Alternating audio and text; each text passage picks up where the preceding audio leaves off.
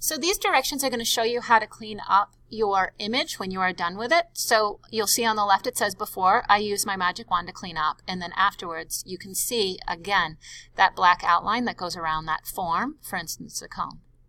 So when you guys are working, you're going to notice that you're going to blend and blur out, and that's okay because afterwards you're going to clean up with your magic wand. So here's the project I've been working on, and you can see I've been using my mixing brush and I have blended outside that black outline so it doesn't look clean. I'm going to go down to my magic wand layer and I'm going to click once on it to highlight it. The layer that I want to clean up is my cone. I'm going to press W on my keyboard and I'm going to check and make sure by pressing and holding that I'm using the magic wand tool, which I am. Now I'm on the magic wand layer and I'm going to click once, and what it's doing is it's highlighting the cone. Let me turn this off so you can see. If I end up going to my cone layer and pressing delete, it's going to delete all the work I've done. That's not good. So I'm going to do Control Z to undo that. And what I need to do is I need to change my selection.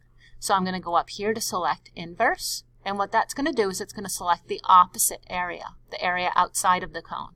So now when I press delete on my keyboard, it deletes everything that is outside of the cone.